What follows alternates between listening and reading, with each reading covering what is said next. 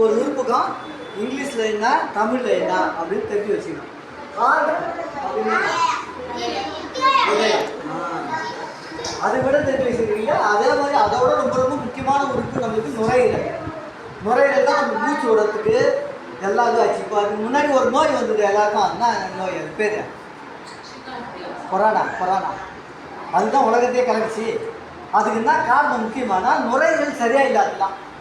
நுரையீரல் நல்லா இயங்குதுன்னா அந்த நோய் வராது. அந்த நுரையீரல் நல்லா இயங்குறது தான் இப்போ நீங்கள் செஞ்சீங்க இல்லையா மூச்சு பயிற்சி. அந்த மூச்சு பயிற்சி அதை தொடர்ந்து செய்யணும். இப்போ குரல்வள பயிற்சி செய்யறதும் அதுக்காக தான். சரி, நம்ம குரல்வள பயிற்சியை எல்லாம் வயிறில் அப்படி கை வச்சுக்கலாம். இதுவும் கண்ணை மூடி தான் செய்யணும்.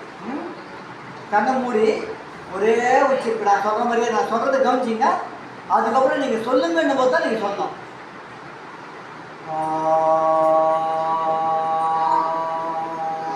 அது மாதிரி சொல்லணும். கண்ணை மூடி சொல்லுங்க. சொல்லுங்க.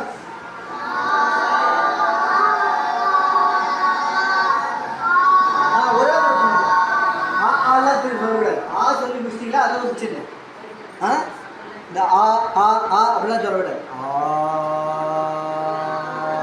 அவ்வளோதான். ரைட். அதுக்கப்புறம் இப்படி நெஞ்சில் கை வச்சுக்கிங்களா? இப்போ சொல்லணும். நான் சொல்கிறேன் ஃபஸ்ட்டு. அதுக்கப்புறம் சொல்லுங்கன்னு போது சொல்லணும். கண்ணை மூடி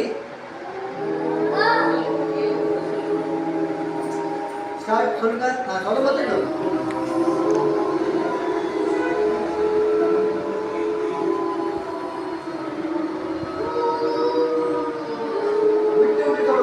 ஒரே மாதிரி தான்.